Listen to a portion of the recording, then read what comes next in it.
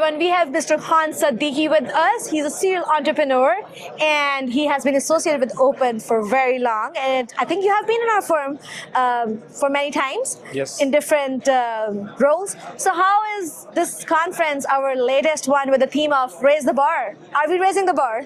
I think absolutely, right? I mean, the whole idea of is doing random connections and networking. That's all about it. I just met somebody from an incubator in London and immediately connected with them, and a lot of things that we can do together. So it's always been a pleasure to come here open and make these connections.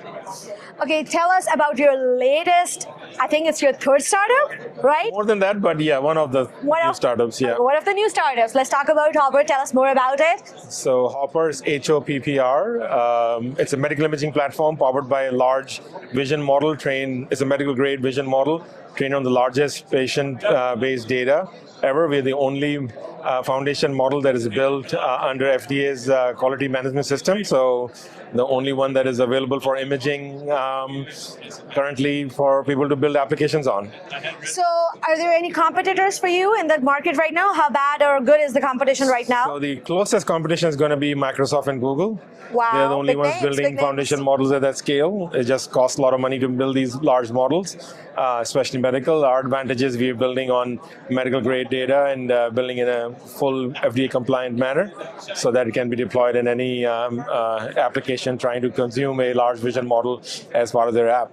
So you said that you're a problem solver, correct. Right? So tell us more about how your drive and your passion combined with this problem solving thing that you have going on. How do you combine them and how has it brought you so far? So my inner why motivation is I want to solve problems somebody I love has and create a social impact at the same time. So I'm a radiologist, my wife's a radiologist too. Okay. And if you look at what is happening in radiology in the US today, so today, right now, there are 2,600 jobs in radiology available and no radiologist to fill it. The population, aging population of age 65 and above has increased 18% in the last 10 years, and we have actually decreased number of residency slots by 5. Our image volume is increasing by 6% every year, and there's no sign of that. So there's huge burnout happening. 53% radiologists above age 55 retiring faster. There's whole burnout stuff happening. New drugs are coming out that require more imaging done, and there's just no answer. So you have to provide some kind of AI-based solution to decrease that workload and improve the patient care. At the end of the day, patient hurts. I'll give you an example, right? In state of Wisconsin, currently chest X-ray report turnaround time is 6 days. Right? Okay. 6 days. In North Carolina, radiology practices are no longer dictating chest X-rays because they don't have time to do that. They're giving the images to the patient to go have the doctor see it themselves, which is insane that this is happening now in 2024. That is what's happening in the country right now. So in California right now, if there's any patient who has dense breast and wanted to get an ultrasound done for the particular screening, it's a 6-month wait time. That's so awful. It's and if you talk to AMA, today, U.S. population is short-staffed by 20,000 physicians. We will increase our elderly population above 65 by 34% in the next 10 years. Okay. So our demand for physicians in 10 years will be short 80,000 more physicians. So all these AI things you're thinking about are needed to address that shortage that we're going to see in the next 10 years.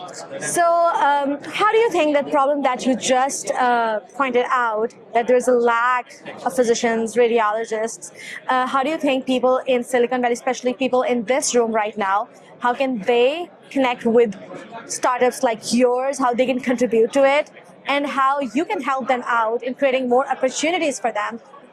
I think the main thing is not about the idea, it's not about the solution, it's about the problem. A lot of startups that don't do well is because they don't spend time understanding the problem deeply. My advice to any startup I work with is that you need to understand the problem better than anybody else. Because if you do understand the problem better than anybody else, you're able to solve it the right way. I don't know if you heard Saad from Hippocrates AI, they're talking about, they have 4,500 nurses being used to validate their model. Okay. They have 200 physicians on the team validating the model. They've done over 250,000 calls to assess, the safety of their models. That's kind of understanding a problem you need, right? You can't just have an advisor that can tell you what it is. You'll never learn. You have to be in the weeds and understand the problem, and then you'll be able to solve the right problem. So the best way to do this is engage with physician community, go in the healthcare settings, sit, watch, talk to them, and talk to 100 people before you start figuring out what solution to build. So you understand the problem.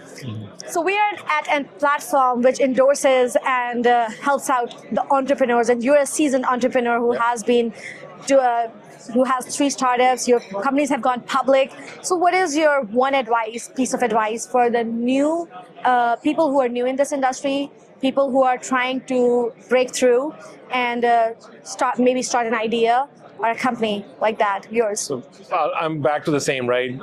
Start with why, what motivates you, and make sure whatever you're doing is aligned with your inner why. Make sure you understand problems and better than anybody else. Make sure you're focusing on people, process, culture as you build your team. Make sure you obsession over user experience. Make sure you're building for scale from day one, and make sure you figure out some kind of thesis on go-to-market strategy as you're starting, not we'll figure it out later.